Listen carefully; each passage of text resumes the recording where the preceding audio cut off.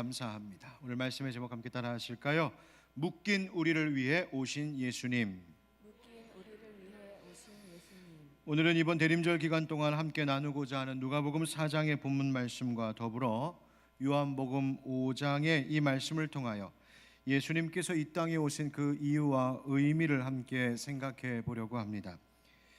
아무리 아름답고 화려한 장식으로 가득 채워져 있다고 할지라도, 아무리 멋들어진 보기 좋은 성탄절의 축제를 준비했다 하더라도, 그보다 더 중요한 것은 바로 그 성탄절의 주인공 되신 예수님께서 이 땅에 왜 오셨는지, 왜 우리가 어떤 처지에 있기에 우리를 위하여 오셨는지를 잘 아는 것, 바로 그것이 이 대림절기와 성탄절의 의미를 바르게 하고 풍성하게 할 것입니다. 나사렛의 회당에서 이사야의 글을 읽으셨던 예수님은 이사야 선지자를 통하여서 예언된 이 말씀이 바로 자신을 가리켜 하신 말씀임을 밝히셨지요. 바로 주의 성령이 내게 임하신 것은 내게 기름을 부어 가난한 자에게 복음을 전하게 하시기 위함이라는, 예수님께서 이 땅의 그 가난한 자들을 위하여, 가난한 자들을 부욕해 하시기 위하여 오셨노라고 말씀하셨습니다. 예수님께서 낭독하셨던 이 말씀, 이사야 61장의 구약 말씀이지요. 그것을 누가는 오늘 우리가 읽은 본문과 같이 그렇게 기록한 겁니다. 그래서 이사야서 61장 1절로 되돌아가 그 원 본문을 읽어보면 다음과 같습니다. 주 여호와의 영이 내게 이르셨으니 이는 여호와께서 내게 기름을 부으사 가난한 자에게 아름다운 소식을 전하게 하려 하심이라. 나를 보내사 마음이 상한 자를 고치며 포로된 자에게 자유를, 갇힌 자에게 노임을 선포하며. 아멘. 가난한 자에게 아름다운 소식, 그 복음 전하시기 위하여 이 땅에 오셨답니다. 그런데 그 가난한 자들은 또 어떤 사람이기도 한지 이 이사야서의 말씀은 이렇게 설명하는데, 바로 마음이 상한 자요, 포로된 자요, 갇힌 자라고 말하고 있습니다. 이 가운데 오늘 이 포로된 자, 갇힌 자들을 향한 하나님의 말씀, 그 의미가 무엇인지 함께 생각해 보겠습니다. 포로된 자에게 자유를, 여러분 이 말씀을 처음 받았을 유대인들은 이 말씀을 들었을 때 너무나 실감나고 직접 와 닿는 은혜의 말씀이었을 겁니다. 왜냐하면 그들이 실제로 바벨론의 포로로 있었을 때의 이야기이기 때문입니다. 고향을 잃고 삶의 터전을 잃고 나라를 잃었습니다. 가족을 잃었고 부모 형제를 잃었습니다. 내가 그동안 쌓아 올렸던 여러 가지 일들도 다 빼앗겼고 앞으로 내다보았던 미래의 희망도 사라졌습니다. 그저 이국의 먼 땅에 포로로 끌려와 있는 이 비참한, 이 비극적인 현실 가운데 있었던 그 유대인들에게 하나님은 말씀하신 것이죠. 포로된 자에게 자유를 줄 것이다. 여러분 이 말은 그 말 그 자체로 희망이고 기쁨이었습니다. 약속대로 하나님께서는 때가 되었을 때에 바사왕, 곧 페르시아의 고레스 왕을 통하여 포로되었던 자들을 다시 예루살렘으로 돌아갈 수 있도록 그 해방의 날을 허락하셨지요. 바로 포로된 자에게 자유를 주신 것입니다. 그런데 이 약속의 말씀은 비단 그렇게 전쟁의 포로로 잡혀 있었던 유대인들이 다시 예루살렘으로 돌아오게 하시겠다라고 하는 그 사건만을 이야기하는 것이 아니라, 그보다 궁극적으로 우리의 영혼을 사로잡고 묶고 있는 모든 죄와 사망의 결박으로부터 우리를 자유하게 하시겠다는, 그리고 그 자유케 하시는 메시아를 이 땅 가운데 보내시겠다는 하나님의 약속이었습니다. 그래서 이 포로된 자에게 자유를 이라고 하는 이 복된 소식은 그저 육체적인 묶임, 즉 옥에 갇혀 있다든지 포로로 잡혀 있다든지 하는 것만이 아니라 우리의 영혼이 진정으로 자유하게 되는 것, 우리의 영혼이, 우리의 삶이 진정으로 완전한 노임을 얻게 하는 바로 그 복된 소식이 이제 우리 앞에 있노라고 이야기해주고 있는 것이죠. 바로 그 일을 이루시기 위하여 이 땅에 오신 메시아, 바로 그분이 우리 주 예수 그리스도이심을 성경이 증언하고 있습니다. 예수님께서 바로 사탄의 결박을 끊고 우리를 그 죄와 사망의 묶임으로부터 자유하게 하신 우리의 구원자, 우리의 메시아 되시는 줄 믿습니다. 그래서 이 포로된 자에게 자유를 이라고 하는 이 구절, 이 말을 공동 번역에서는 묶인 사람들을 해방하게 하심이라고 되어 있습니다. 묶인 사람들에게 해방을 주시기 위하여라고 말이죠. 묶인 사람들, 즉 자유롭지 못한 사람들을 위하여 오신 분이 예수님이요, 오늘 그 은혜가 예배하는 우리에게도 임하였노라고 성경이 말해주고 있는 겁니다. 자, 그렇다면 우리가 묶였다는 것은 뭘까? 도대체 우리가 무엇에 묶여 있다는 말인가? 그리고 묶임으로부터 또한 자유롭게 하셨다라는 것은 무엇일지, 오늘 본문 가운데 하나인 요한복음 5장에 나오는 이 38년 된 병자를 치유하신 그 일을 통하여 바로 포로된 우리를 자유하게, 묶인 우리를 해방시키신 예수님의 그 은혜, 그 의미를 함께 나누기를 원합니다. 한번 따라 하실까요? 우리를 묶고 있는 것들. 여러분, 포로라는 말은 전쟁에나 어울리는 말이죠. 그러면 전쟁 포로도 아니고 또 옥에 갇혀 있는 것도 아닌 우리들에게 과연 이 말씀은 어떤 의미가 되는 것일까요? 우린 전쟁 포로도 옥에 갇힌 죄수도 아니지만, 그래서 내 마음대로 움직이고 살아가는 것 같지만, 이처럼 자유롭게 보이는 우리의 삶 속에, 이렇게 자유롭게 보이는 이 세상 속에도 여전히 알게 모르게 우리를 포로 삼아 묶고 있는 것들이 있습니다. 이런 밀폐된 공간에 갇혀 있으면 뭐라고 합니까? 답답해. 문 좀 열어봐. 답답해. 무엇이 나를 꽉 묶고 있어서 마음대로 움직일 수 없으면 답답해. 좀 풀러봐. 그러지 않습니까? 그런데 우리가 밀폐된 공간에 갇혀 있는 것도 아니고, 무엇에 내가 묶여 있어서 자유롭게 움직이지 못하는 것도 아닌데 살면서 이럴 때 있지 않습니까? 답답하다. 숨이 꽉 막힌 것처럼 가슴이 답답하고 사방이 다 막힌 것 같은 그런 심정일 때가 있지요. 도대체 우리를 가둬두고 우리를 묶고 있는 것들이 무엇일까요? 오늘 본문에 나오는 베데스다 연못 곁에 그런 처지의 사람들이 많았습니다. 수많은 병자들이 있었어요. 성경에 그 사람들을 다 기록하고 있는데 3절에 보니까 많은 병자들, 맹인들, 다리 저는 사람들, 혈기 마른 사람들 등 온갖 질병과 육신의 연약함에 묶인 사람들이 지금 거기 모여 있습니다. 왜 그렇습니까? 베데스다 연못에 천사가 가끔 내려와 물을 움직이게 하는데, 딱 그때에 가장 먼저 들어가는 사람이 놀랍게도 치료된다라고 하는 전설이 그 베데스다 연못에 내려오고 있었기 때문입니다. 그래서 이 병자들이 자기 스스로 왔는지 아니면 누가 거기까지 데려다 줬는지는 알 수 없지만, 많은 병자들이 지금 거기 목가에 모여 있었다는 겁니다. 혹시나 건강이 회복되어 내가 다시 삶을 시작할 수 있을지도 모른다는 그 막연한 전설 속에 있는 희망에 매달려 있었던 겁니다. 여러분 보십시오. 이 베데스다 연못가에 있는 사람들 무엇에 묶여 있었습니까? 먼저는 육신의 질병이 그들을 묶어두고 있었습니다. 또 질병이 육신만 불편하게 묶어두고 있었던 것이 아니라 그들의 생각도, 그들의 마음도 거기에 묶어두고 있었습니다. 베데스다 연못의 그 전설이 마치 자기들을 치료해 줄지 모른다라고 하는 그 막연하고 그 헛되게 보이는 희망에 사로잡혀 그들의 마음과 생각과 인생은 그 베데스다 연못가에 포로처럼 계속 잡혀 있었습니다. 육신의 질병만 그들을 묶고 있었던 것이 아니라 바로 그 사람들의 소문, 헛된 희망이 그들을 꼼짝하지 못하게 묶고 있었다는 말입니다. 또 이 사람들을 묶고 있었던 것이 있었죠. 그것은 다른 사람에 대한 원망의 마음이었습니다. 예수님께서 이 38년 된 병자에게 말씀을 걸어오셨을 때 그가 대뜸 반응한 말이 바로 이것이었습니다. 병자가 대답하되 주여, 물이 움직일 때에 나를 못에 넣어주는 사람이 없어 내가 가는 동안에 다른 사람이 먼저 내려가나이다. 여러분, 이 말씀을 가만히 읽어보면 이 38년 된 병자의 여러 마음들이 복합적으로 들어가 있는 것 같다는 생각이 듭니다. 다른 사람에 대한 원망이 이 가운데 있습니다. 나를 못에 넣어줄 사람이 없어서, 이 연못에 넣어줄 사람이 없어서 내가 지금까지 이 모양 이 꼴이라고 한탄하고 있는 겁니다.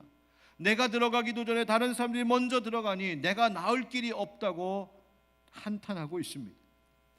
또 이것은 이 절망스러운 자기 현실에 대한 괴로움이기도 합니다.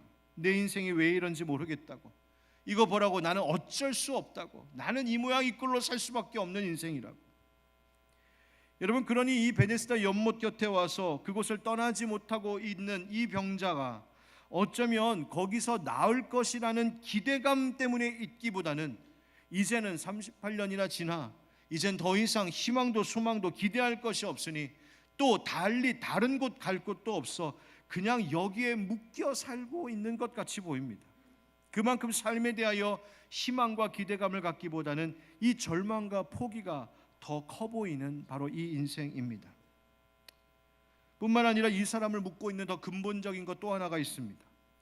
예수님께서 이 병자를 다 낫게 하신 후에 하신 말씀에서 우리는 짐작할 수 있는데요, 14절 말씀에 있으면 이렇게 말씀하셨어요.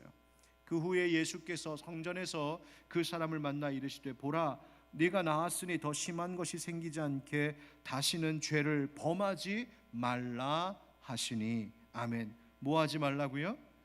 다시는 죄를 범하지 말라고요. 그러니까 알 수 있죠. 이 사람의 이 병의 문제는 그 죄의 내용이 무엇인지 자세히는 알 수 없지만 죄와도 관계 있는 문제이구나, 영적인 문제와 관계 있는 것이구나, 이것이 죄가 그를 묶고 있었던 것의 결과이구나라는 것을 짐작할 수 있습니다. 이처럼 이 사람을 꽁꽁 묶어 포로되게 하는 문제들이 많았다는 것이죠. 육신의 질병만 이 사람을 묶고 있던 것이 아니었습니다. 그의 연약함, 헛된 희망, 타인에 대한 원망, 절망만 가져다주는 자기의 이 현실, 그리고 삶에 대한 희망 없음, 이 비관적인 삶에 대한 태도, 삶을 포기하고 싶은 이 마음, 그리고 이 모든 것의 근원이 되고 있는 영적인 문제, 죄의 문제까지, 그렇게 여러 개의 많은 것들이 몇 겹의 사슬과 같이 이 38년 된 병자의 영과 혼과 육신을 전부 꽁꽁 묶어두고 이 베데스다라고 하는 연못가에서 벗어나지 못하도록 그를 붙잡아 두고 있었다는 말입니다. 그것이 무려 38년이라는 세월. 여러분 혹시 이 사람을 묶고 있는 이 여러 겹의 사슬들 가운데에 어쩌면 이 중에 이런 것은 내 인생과도 내 영혼과도 관련이 있다, 그렇게 느껴지시는 것은 없습니까? 지금 여러분들을 힘들게 하고 아프게 하는 육신의 질병이나 그 몸의 연약함이 그 중에 하나일 수 있습니다. 아니면 세상 것에 대한 헛된 희망이나 막연한 기대감이 그것일 수도 있습니다. 물질에 대하여도 그럴 수 있지요. 내가 이것만 있으면 괜찮을 것 같고, 이만큼만 벌어놓으면 괜찮을 것 같고, 이것만 가지면 걱정 없을 것 같아서 바로 그 이것에 매여 살아가느라 정작 다른 것들은 하나도 보지 못하고 정말 중요한 것을 놓치고 살게, 그 어떤 것이 혹은 그 물질이 여러분들의 생각과 마음을 묶어두고 있지는 않습니까? 다른 사람들에 대한 여러분들의 마음, 즉 관계는 어떠신가요? 혹시 마음속에 이 원망과 미움으로 가득 차 있지는 않으십니까? 남편에 대하여, 아내에 대하여 그런 마음은 없으신지요? 부모, 형제, 자녀에게라도 혹 그런 마음이 있어서 여러분들로 하여금 그 마음이 여러분을 기쁘게 하지 못하도록, 행복하지 못하도록, 사랑하지 못하도록 여러분들의 마음과 행동을 묶어두고 있는 그 관계의 불편함들은 없으십니까? 서로 사랑하라고 붙여준 믿음의 형제 자매들에게는 또 어떠십니까? 서로에 대해, 서로를 생각할 때 여러분의 감정이 자유롭고 즐거우신지요? 아니면 어떤 사람을 생각하면 계속해서 불편하고 껄끄럽고 힘든 경우는 없으십니까? 아니면 삶에 대한, 미래에 대한 두려움이나 불안함이 너무 크지는 않으십니까? 앞으로 어떻게 될까 이 걱정 때문에 정작 하나님께서 오늘 하루하루 나에게 주시는 그 귀중한 것들은 다 놓쳐버리고 매일을 걱정과 근심 가운데 살아가는 미래에 대한 불안함이 여러분들을 꽁꽁 묶어두고 있지는 않습니까? 모든 것을 포기해보고 싶을 만큼 절망이 너무 커서 앞으로 하나님께서 이루실 그 좋은 것들에 대한 기대감도 희망마저도 다 버리도록 그렇게 여러분들을 묶어내고 있는 그런 인생의 문제들은 없으십니까? 죄악된 우리의 행실과 습관도 우리를 묶고 있는 사슬 가운데 하나일 수 있습니다. 우리의 영혼과 육신을 그렇게 더 병들게 하는 묶임들이 있단 말입니다. 때로는 그것을 놓지 못하는 경우가 있습니다. 왜? 그것이 나를 즐겁고 편하게 하는 것 같아서 말이죠. 얼마 전에 기사를 보니까 현대인들에게 여러 가지 중독들이 있는데 그 중독 중에 하나가 의자 중독이라는 것이 있다더군요. 여러분, 의자에 앉으면 편안합니다. 앉는 것이 편하고 또 앉아서 일할 수밖에 없는 그런 경우도 많은 것이 우리 현대인들인데, 그런데 앉는 것이 좋아서 앉다 보면 그 의자에 중독이 되어서 그 앉아있는 시간이 점점점 늘어나고 그 앉아있음 때문에 우리의 다른 근육과 관절들을 병들고 약하게 만들어 버린다는 것이죠. 의자에 앉으면 편하고 좋을 것 같았는데, 의자에 앉으면 그것이 나를 안전하게 할 것 같았는데, 오히려 그렇게 거기에 매여 있는 동안 우리의 다른 신체의 기관들이 망가져 가고 있었다는 말입니다. 어쩌면 지금 이 베데스다 연못가에 모여있는 그 환자들이, 이 병자들이 그런 것이죠. 이 베데스다 연못가에 있으면, 여기에 희망을 걸면, 여기에 앉아있으면 나을 것 같은데, 회복될 것 같은데, 이것만 되면 내 인생 필 것 같은데, 그 헛된 기대감에 매어서 정작 거기서 벗어나지 못한 채 오히려 그것이 그들의 영혼을, 심령을, 삶을 다 송두리째 꽁꽁 묶어두고 있는 모습이 바로 이 베데스다 연못가의 모습이었다는 말입니다. 바로 이 38년대 명자의 모습 속에서 우리는 지금을 살아가고 있는 우리 자신, 나를 발견하게 됩니다. 그렇다면 여러분, 우리에게는 과연 어떤 소망이 있는 것일까요? 한번 따라해 보실까요? 자유하게 하시는 예수님. 자유하게 하시는 예수님. 여러분, 예수님께서는 우리의 모든 소원과 우리의 모든 처지를 아시는 하나님이신 줄 믿습니다. 예수님께서 그 병자에게 이렇게 말씀하셨어요. 우리 6절 한번 같이 읽겠습니다. 시작. 예수께서 그 누운 것을 보시고 병이 벌써 오래된 줄 아시고 이르시되 내가 낫고자 하느냐. 아멘. 여러분, 이 문장을 가만히 보면 예수님께서 그의 누운 것을 보시고, 그 다음 병이 벌써 오래된 줄을 아시고, 그 다음 뭐 하셨다고요? 이르시되, 말씀하셨다는 거죠. 보시고 아시고 말씀하셨습니다. 여러분, 우리 예수님이 우리에게도 마찬가지로 행하시는 일인 줄 믿습니다. 여러분, 우리의 인생의 절망스러운 현실에 신음하고 있는 모든 아픔의 처지들을 주님께서 보고 계신 줄 믿습니다. 내가 왜 밤마다 눈물 지으며 잠을 못 자고 있는지, 우리의 가정이 무엇 때문에 늘 이렇게 부부가 지금 아파하고 있는지, 우리의 인생에 무엇이 그렇게 힘겨운 싸움인지, 우리의 직장에서 무엇 때문에 나는 이렇게 고민하고 있는지, 삶의 구석구석마다 마치 누워있는 병자를 예수님께서 긍휼의 눈빛으로 바라보시는 것처럼 우리의 삶의 모든 것들을 보고 계신 분이 주님이시오, 우리의 처지를 아시는 분이 하나님이시오. 그럴 뿐만 아니라 우리에게 이렇게 묻기도 하시는 하나님이시란 말입니다. 네가 낫고자 하느냐? 네가 낫고자 하느냐? 여러분, 병에서 낫기 싫은 사람이 어디 있겠습니까? 그런데 왜 이 병자에게 너무나 뻔한 질문을 하고 계신 것일까요? 그 병자와 눈을 마주치셨을 때 예수님께서는 그 병자의 심령의 상태를 꿰뚫어 보셨습니다. 그에게는 지금 삶에 대한 소망이 없었습니다. 그에게는 어떠한 기대감도 어떤 의지도 없었습니다. 오히려 예수님께서는 그의 인생 가운데 삶에 대한 소망을 불러일으킴이 필요한 것을 보신 것이죠. 그것뿐만 아니라 무엇보다도 지금 그의 앞에 다가와 서 계심으로 내가 낫고자 하느냐 물으시는 그 예수님을 의지하는 믿음, 그 믿음을 그에게서 불러일으키기 위함이셨습니다. 여러분, 예수님께 능력이 있을까 없을까 의심하거나 걱정하지 마십시오. 예수님께서 나를 이 어려움 가운데 건드실 만한 능력이 있으신 분이실까 의심하지 마십시오. 예수님이 나의 삶의 형편들을 아실까 보실까, 내 기도는 들으실까, 이것 가지고 고민하고 걱정하지 마십시오. 이미 보시고 아시고 말씀 걸어오시는 살아계신 하나님이신 줄 믿습니다. 여러분, 우리가 정말 돌아봐야 될 것은 주님의 능력에 대한 의심이 아니라 과연 나는 주님을 향한 그 소망이 있는가에 대한 돌아봄입니다. 내 속에 정말 주님만을 의지하는 믿음이 있는가를 돌아보는 것입니다. 나는 정말 나를 묶고 있는 영적인 병, 혼의 묶임, 우리의 육신의 병으로부터 자유하게 되기를 원하는 그 의지가 내 안에 있느냐라고 하는 돌아봄입니다.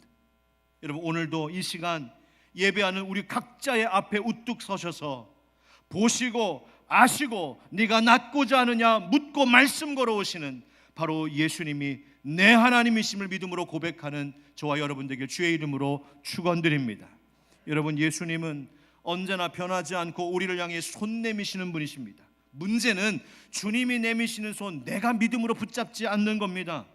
주님은 오늘도 우리에게 말씀하시는 하나님이십니다. 생명의 길에 대하여 복의 길에 대하여 우리에게 말씀하십니다. 문제는 내가 믿음으로 그 음성을 들으려 하지 않는 겁니다. 나의 죄가, 나의 교만함이, 나의 어설픈 그 경험들이 주님의 손 붙잡고 주님의 음성을 믿음으로 받아들이는 것을 머뭇거리게 만들고 있는 바로 믿음 없는 것이죠.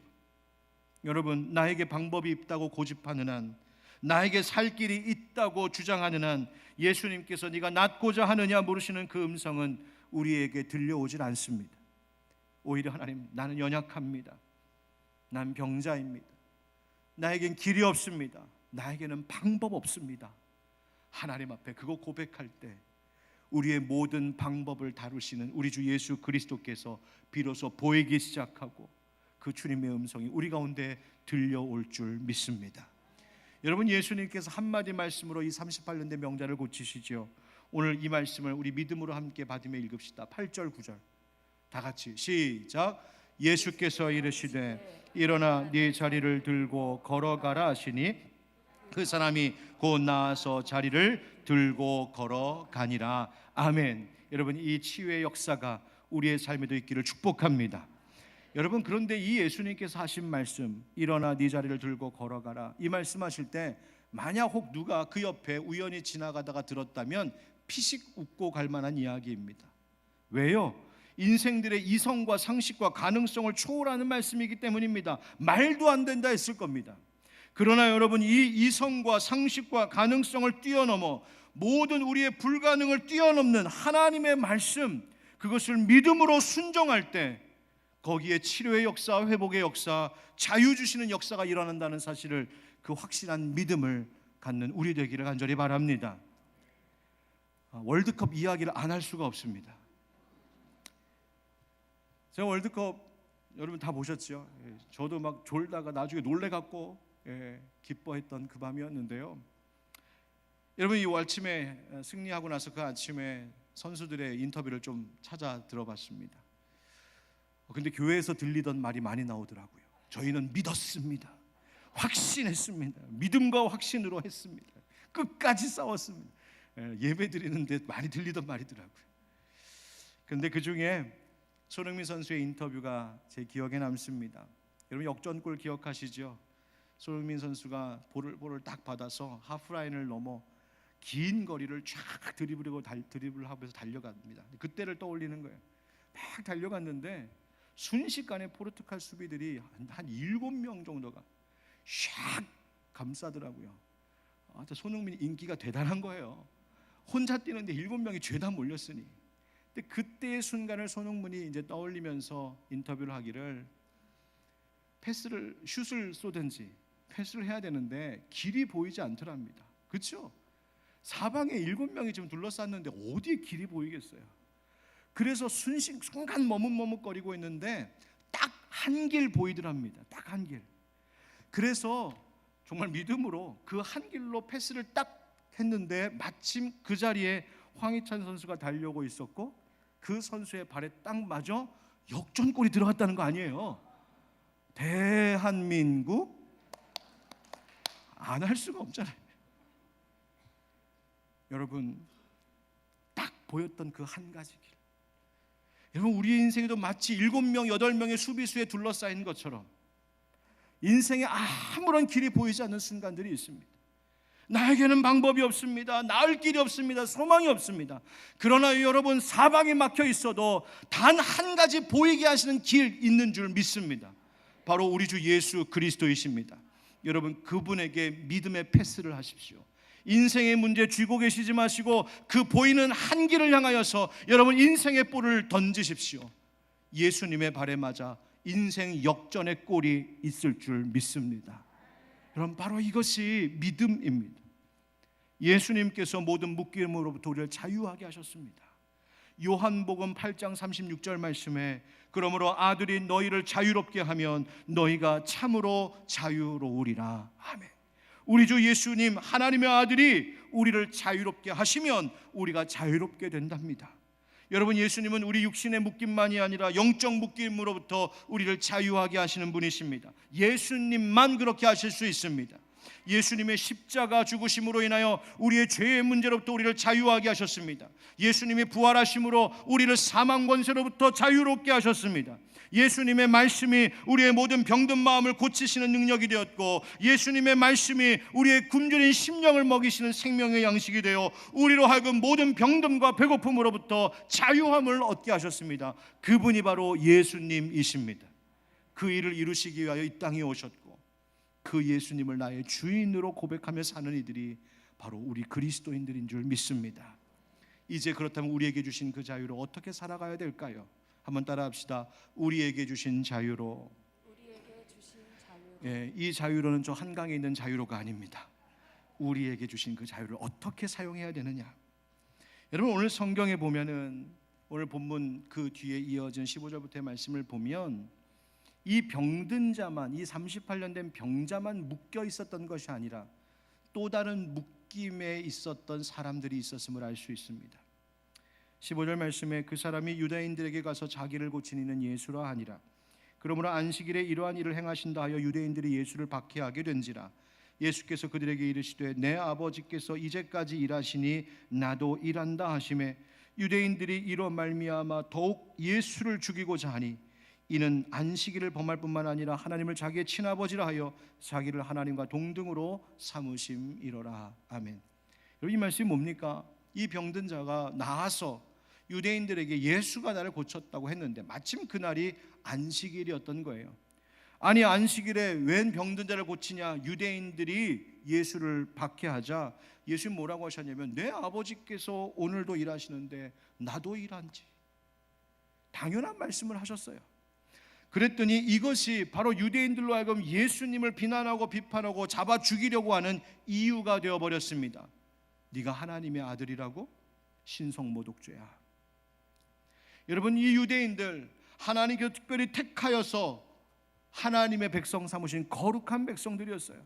그들에게 부어주신 은혜가 있었습니다. 그런데 그들에게 주신 그 은혜의 권리를 가지고 다른 사람들이 살아나고 회복되고 병든 자가 고침받는 것을 기뻐하고 함께 축하하는 것이 아니라 오히려 비판의 눈으로 보기 시작합니다. 안식일을 범했다고 비난합니다. 예수 잡아 죽일 생각만 하고 있습니다.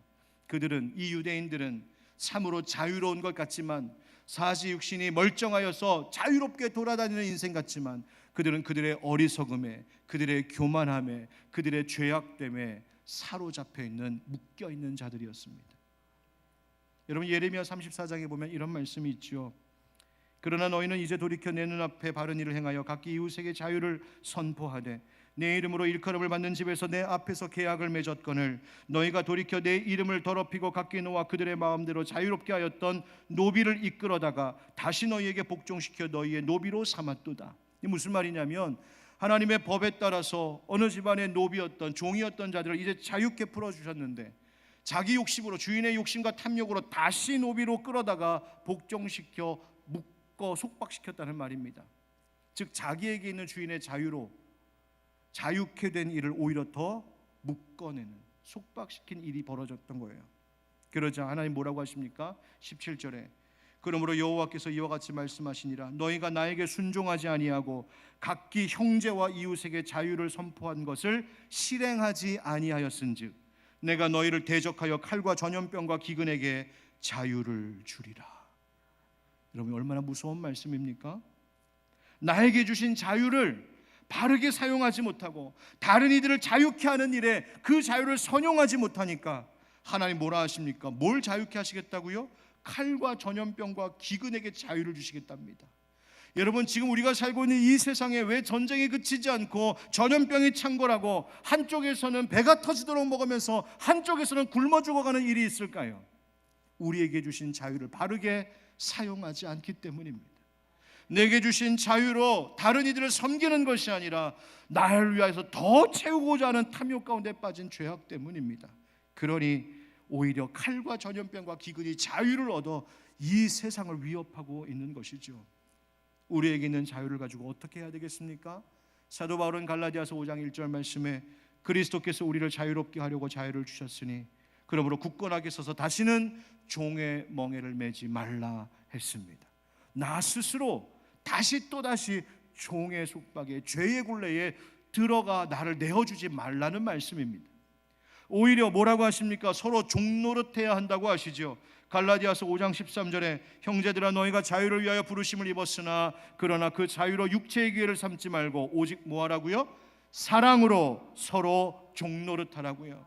무슨 말입니까? 내게 주신 자유로 너를 위해 쓰지 말고 너에게 있는 자유로 다른 이에 오히려 종되는 길을 선택하라고. 그것이 진정한 자유의 의미를 살리는 것이라고 말하고 있습니다. 고린도전서 9장 19절 내가 모든 사람에게서 자유로우나 스스로 모든 사람에게 종이 된 것은 더 많은 사람을 얻고자 함이라. 내게 주신 그 자유로 다른 많은 영혼들을 살리고 주님께로 인도하기 위하여 나는 내 자유를 내려놓는 자유를 선택했다는 것입니다. 여러분, 우리가 우리에게는 자유를 선용하지 않으면, 우리에게 주신 자유로 하나님 섬기고 이웃 돌보는 일에 섬김에 하나님 바르게 사용하지 않으면 우리는 또다시 묶임의 날을 내어주게 됩니다. 예수님께서 이 땅에 오신 이유, 그것은 바로 참 안식일의 그 기쁨, 그 자유를 우리에게 주시기 위함입니다. 베데스다라고 하는 이름의 뜻은 은혜의 집, 자비의 집이라고 하는 말입니다. 사람들은 그 베데스다에서 은혜와 자비를 얻기를 기다렸지요. 그러나 은혜와 자비의 진짜 주인이신 우리 주 예수님 만나기 전까지 그 은혜의 집은 오히려 평생 그 병자들을 그곳에 묶어두고 있는 결박에 불과했습니다.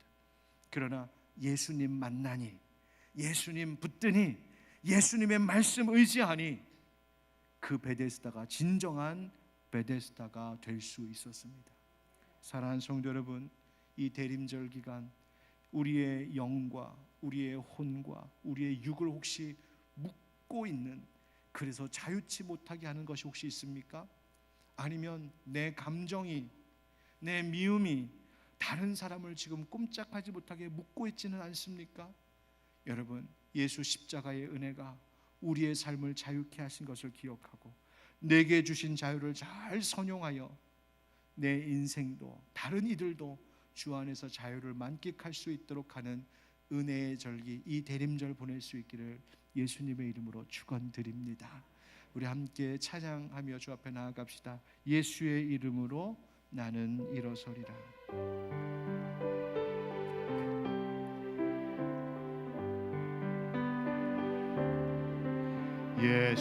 예수의 이름으로 나는 일어서리라.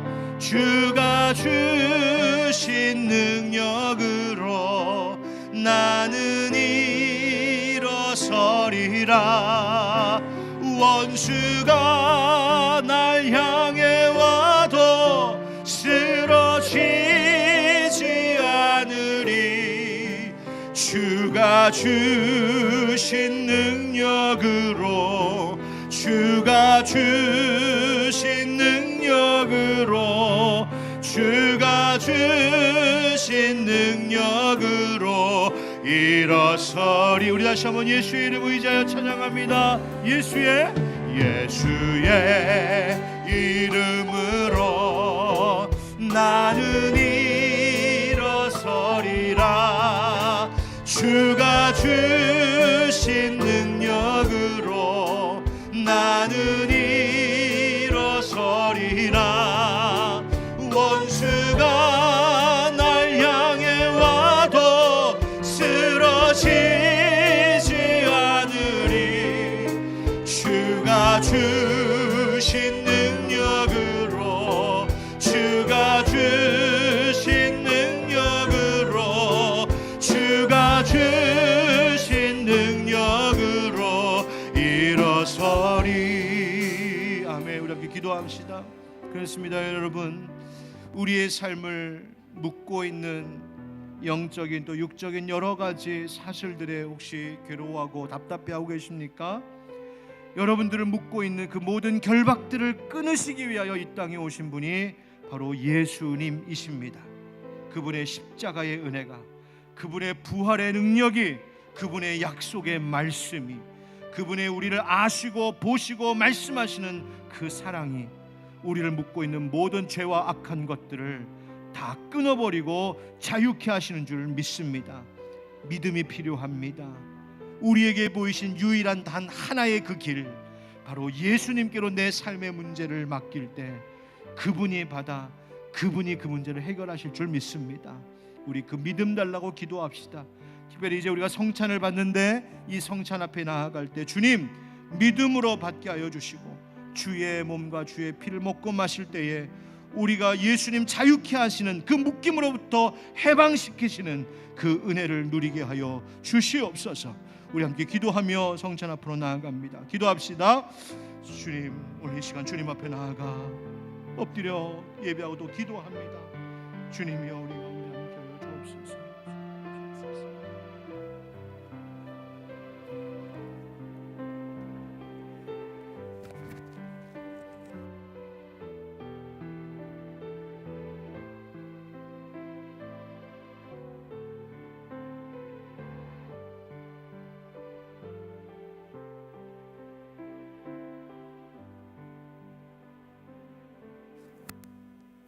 사도신경으로 신앙 고백하겠습니다.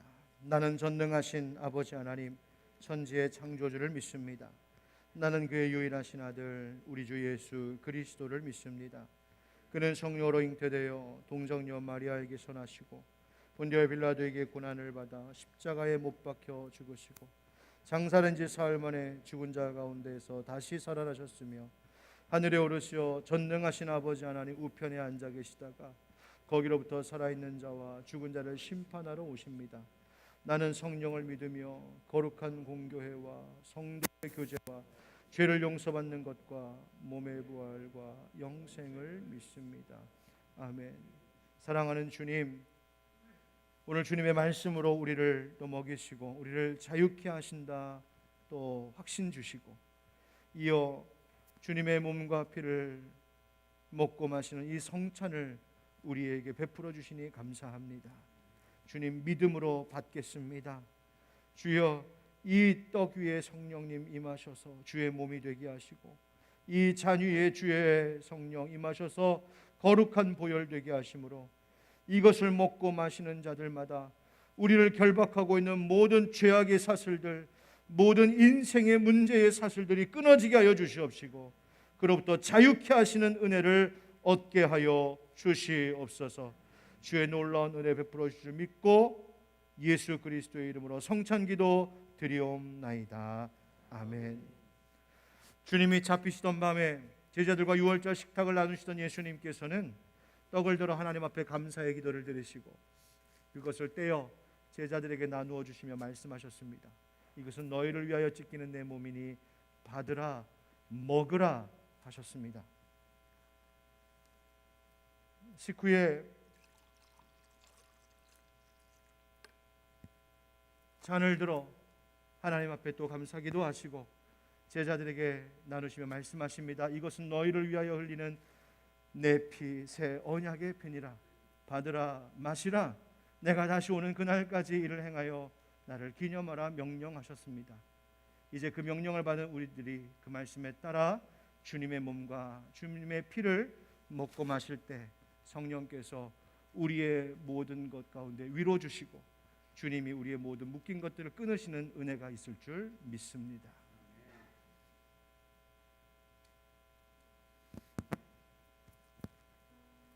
이것은 주님의 몸입니다.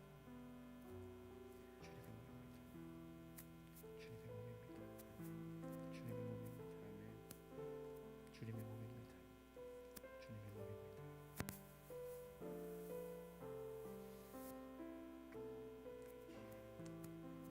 주의 보혈입니다. 주의 보혈입니다. 주님의 보혈입니다. 주님의 보혈입니다. 주님의 보혈입니다. 우리 주님의 보혈입니다.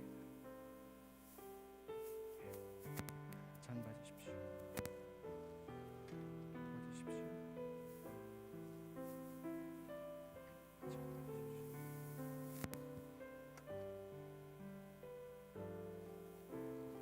예, 앞으로 나오셔서 떡과 잔에 참여하시기 바랍니다.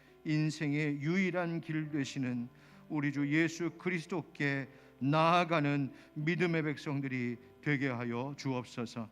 올해 남은 한 달을 주님 앞에 온전히 맡기오니 주님, 간절히 구하는 기도의 제목이 올해가 다가기 전에 응답되기를 원합니다. 뿐만 아니라 주님, 우리가 주님 앞에 약속한 것들 지키지 못한 것, 우리 자신을 돌아보며 주님 앞에 더 경건히 더 성결하게 서는 우리를 돌아보는 이 한 달이 되게 하여 주시옵소서. 주님, 오늘도 예배하고 나가는 모든 성도들의 발걸음 가운데 은혜와 복을 더하시고 자유케 하시는 기쁨 주시기를 바라오며 예수님의 이름으로 축복하고 기도하옵나이다. 아멘. 축도하기 전에 놓친 광고를 하나 좀 하겠습니다. 다음 주일에는 우리 교회 4분기 또 2022년도 결산, 2023년도 예산안 있는 재직회가 있습니다. 다음 주일 산부 예배 직후에 재직회가 있는데 한 해의 살림을 마무리하고 또 새로운 한 해를 준비하는 시간이니까 여러분들 재직되시는 분들께서는 꼭 잊지 않고 참석해 주시기를 부탁드립니다. 축도하겠습니다. 이제는 우리 주 예수 그리스도의 은혜와 하나님 아버지의 그 크고 놀라우신 사랑과 성령의 교통하심과 역사하심이 오늘 주님의 말씀을 듣고 모든 묶임으로부터 자유하게 하시는 예수님, 우리 주님 바라보며 주님을 또한 기다리는 이 대림절기가 되기를 원합니다. 간절히 원하고 결단하는 모든 주의 성도들 가운데, 가정과 교회와 이 나라 이 땅 온 열방 가운데 영원까지 함께 하시기를 간절히 축원하옵나이다. 아멘.